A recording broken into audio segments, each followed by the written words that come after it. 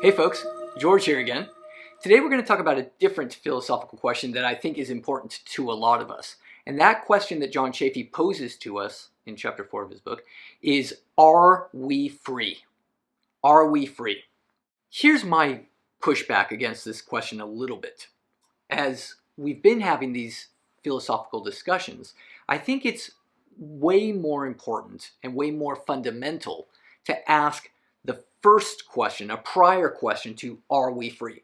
And that question is, what is free even? Right? What is it to be free?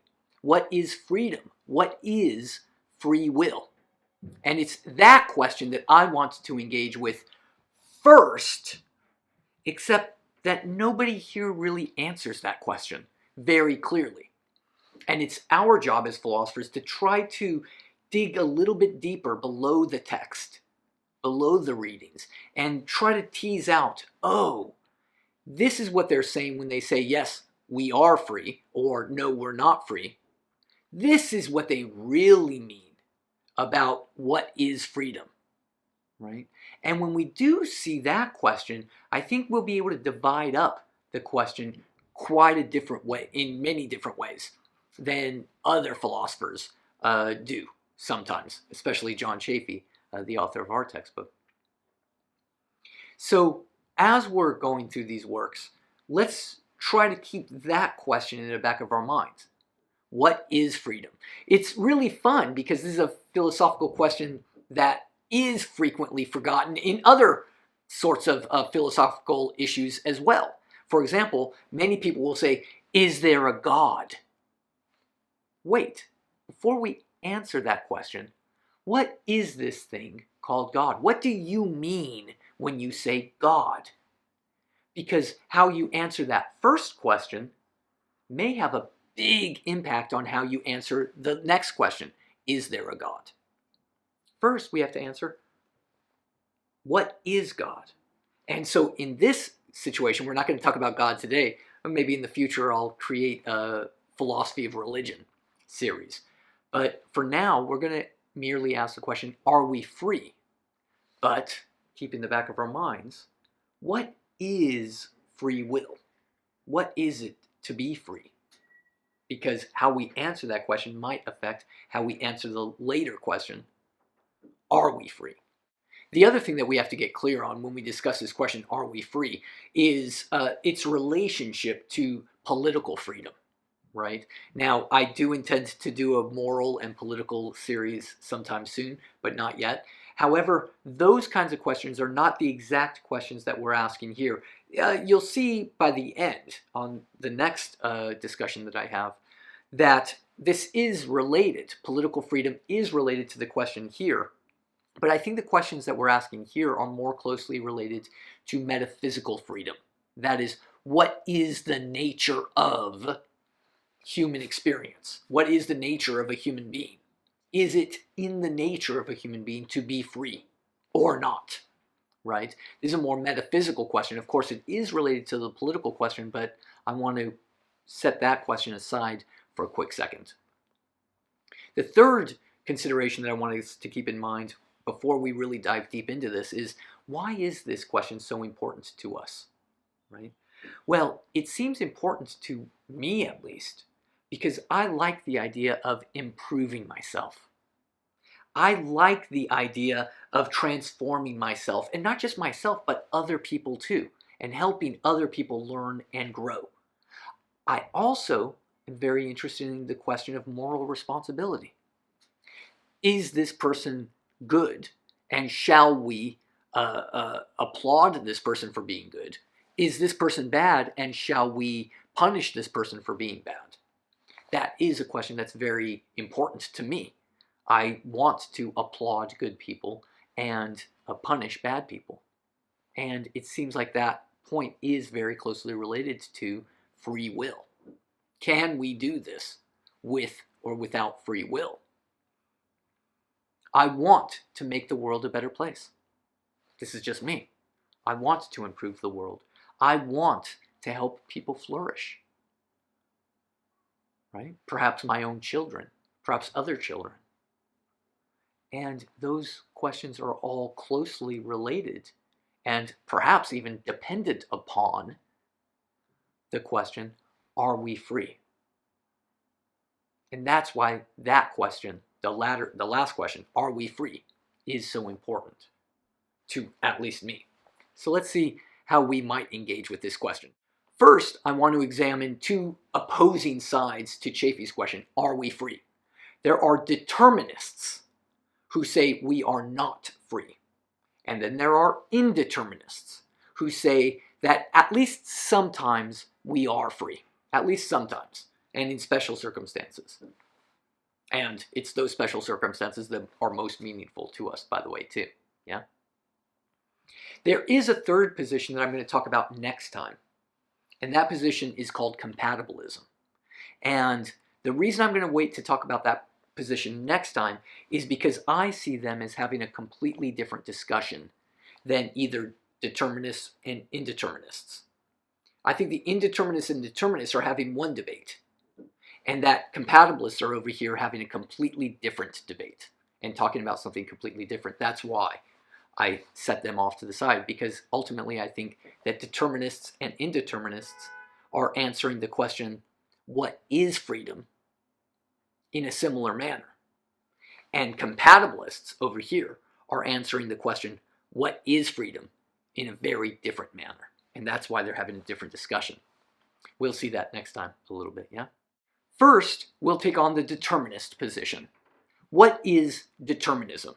Well, determinism is going to suggest that every event in the universe follows universal causal laws, right? A great example of this are all the laws of science, for example. Gravity is a great example of a universal causal law. It affects everybody everywhere. I've got this book here. When I let go of this book, we can all predict what's going to happen because of the universal causal law of gravity. Anybody want to take a guess? I predict it will fall. I was right. It fell because it follows the universal causal law. What determinists are going to say is that even human beings, because everything follows universal causal laws, even human beings follow universal causal laws such that their lives, our lives, are all determined. It's determined what we are going to do. Of course, the obvious problem that comes up is that we can't predict in the same way that I predict what will happen to this book, this notebook. I can predict very easily what will happen to this book. It will fall. Beautiful. Because I understand the universal causal law of gravity. Well, I'm not sure even if some people don't understand the universal causal law of gravity to a great detail. Many people can make that same prediction. The problem is, according to determinists, that the universal causal laws that control this kind of thing, a human being, are very, very complicated, right? They're very, very complicated, and that's why we can't always predict in the same way that I can predict what happens to books when I let go of them. I can't predict human behavior as well, just because it's so complicated, right? By the way, there are many sciences that are not so well developed. Is that a problem? For example, earthquakes. Humanity has not developed the science of geology to the point that earthquakes can be predicted. Will there be an earthquake today? Yes or no? Right? They could try to predict within a span of, let's say, 100 years. But I grew up in Los Angeles. They've been talking about the big one. They've been predicting the big one in Los Angeles for, ever since I was a kid. And no big one has ever happened. Well, I guess the Northridge quake was kind of big, but it wasn't the big one. And so, what does that show? Does that suggest that there isn't a science on geology? I don't think that's the case. I don't think that's the case. I do think, and I hope you think too, that earthquakes are caused by universal causal laws. It's just that we have not developed the science just yet to completely understand and predict when and how earthquakes will happen. In the same exact way, we don't understand the science of this kind of thing in a sufficient manner such that we can predict with reliability what this kind of thing will do. This human kind of thing, by the way, right? However, determinists will say, just because the science isn't developed doesn't mean that the universal causal laws aren't there. Of course they're there. How do we know they're there? Because it's there. We have universal causal laws for everything else in the universe. Everything else in the universe follows universal causal laws. Isn't that a great argument, actually?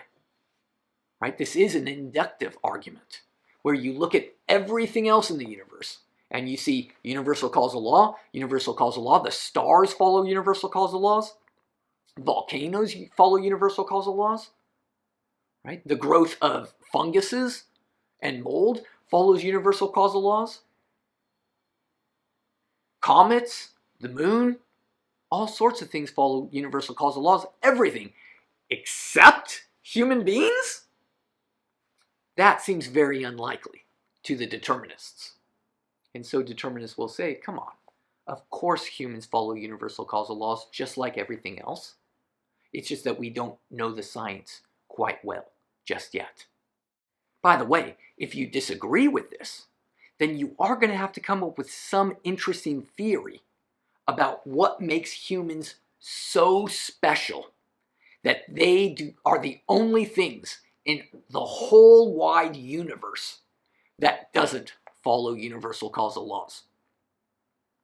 For the determinists, that seems ridiculously unlikely given the inductive evidence that we have. If you want to take that stab, that's fine, but you're going to have to explain in great detail what's so special about humanity.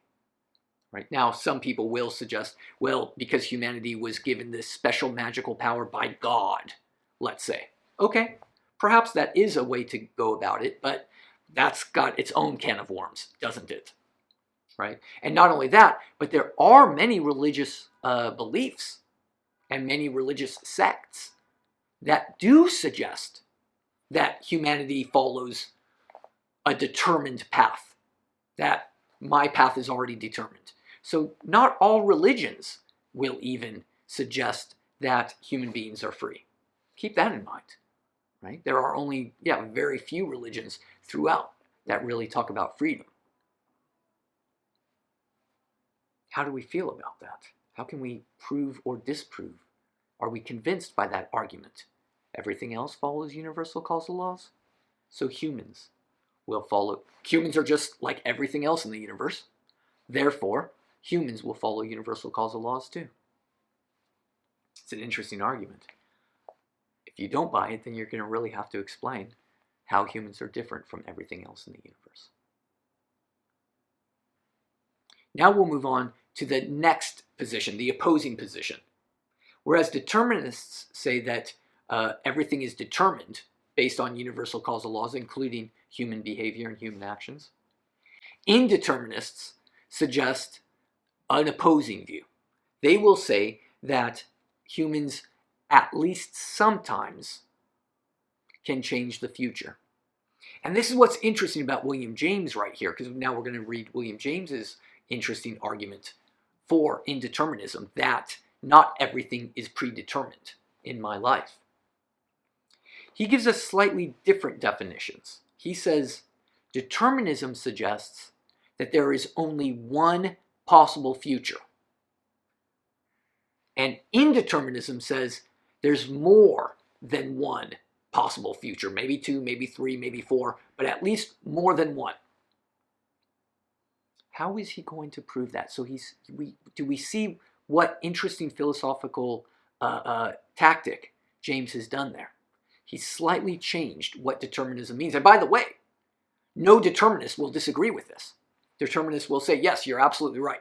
I believe there's one possible future and only one possible future. And James, they will agree that people like James, indeterminists, say that there are at least more than one possible future. 2, 3, 4, 5, who knows how many. And that's where James is going to focus his part of the indeterminist argument here. Therefore, let's back up now and ask my first question. My first question is, what is freedom? With James and his definitions of determinism and indeterminism, and our understanding of the determinist arguments, now I think I could read between the lines and say, what is freedom according to determinists and indeterminists? And I think what they're going to say is freedom is the power, or something like that, to change the future. Freedom is the power to change the future. That's what freedom is, and free will is. Of course, determinists say that we don't have that power. Indeterminists say we do have that power. Now it's helping me understand what they're really talking about a little bit more. And you'll see next time, especially, how the compatibilists are going to answer that question and go in a radically different direction than either of these two. So, freedom is the power to change the future. The question then, when it says, are we free? We can rephrase it to, do we have the power to change the future? James is going to suggest, yes, we do have this power. And let me explain to you why. And he gives a brilliant argument. I think it's quite brilliant. He focuses on the possibility of two different futures. Is it possible that there are two futures? Yes or no? Determinists, of course, say it's impossible because there's only one future. But James is going to try to focus, well, let's see that. Let's really examine that. Number one, is it possible that there's at least two futures? Well, science can't answer that question. Facts can't answer that question. We can't look to the future to answer that question. Empirically, we can't answer that question. What are we left with then? Rational thinking. And James says, let's use rational thinking.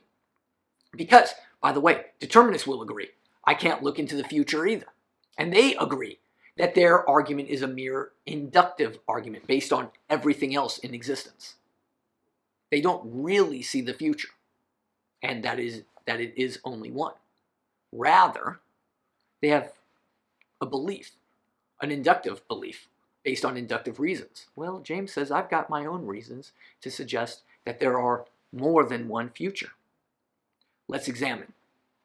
He says, imagine I could go two ways home at night. I could go either Oxford Avenue or Divinity Street. Determinist, you believe one of those ways is rationally impossible.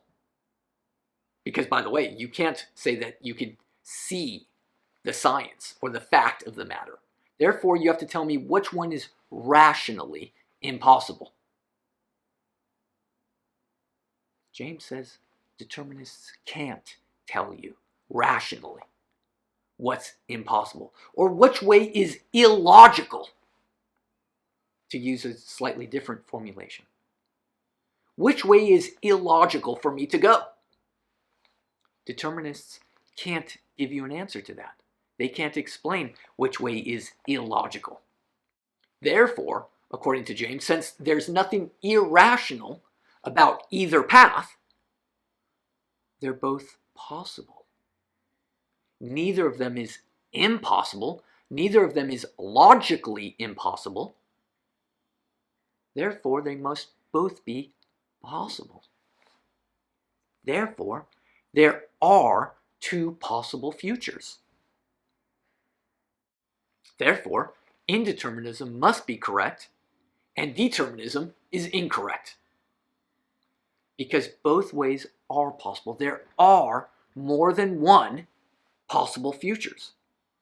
There's more than one. That's all that indeterminism suggests, that there's more than one. And here James has used an ingenious rational argument to prove his point. Well, so he thinks, right? Because James will remind us why this is so important. By the way, we have to accept indeterminism, that there are two possible paths. Without indeterminism, that there are two possible paths, without believing in two possible paths, you can't believe in ethics. You can't believe in morality. Even worse, for James, you're going to live a terribly pessimistic and hopeless life, according to James.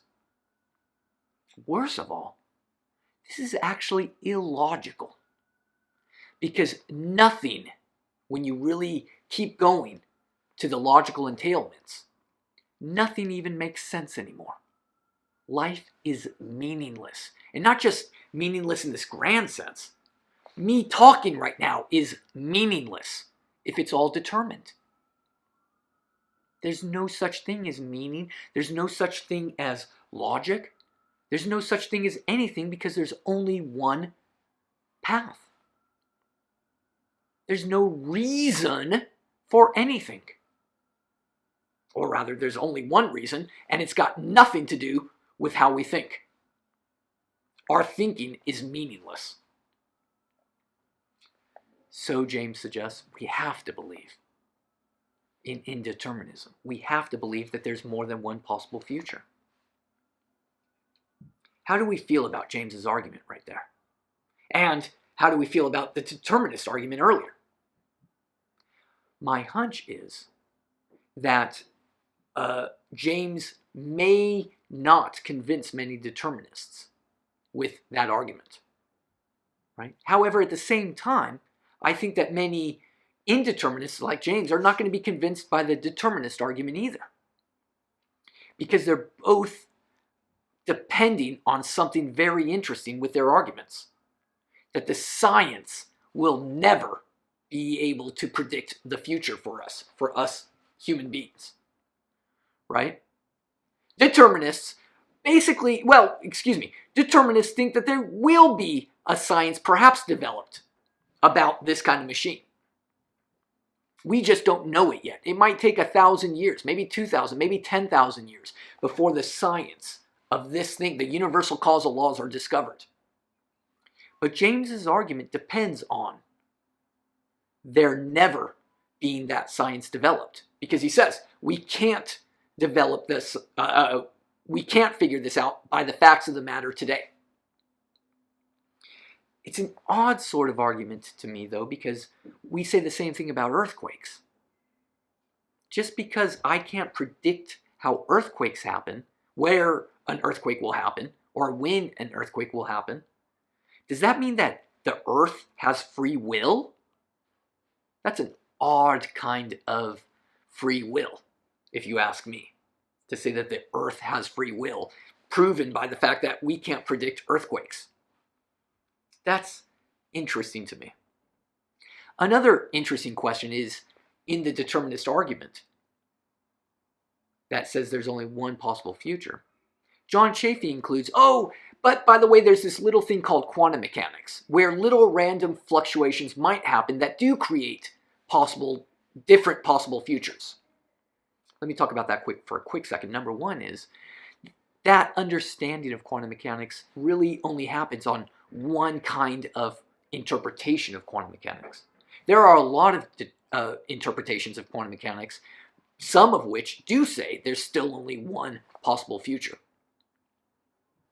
Anyway, is random fluctuations on the quantum level, is that what we're talking about when we talk about free will?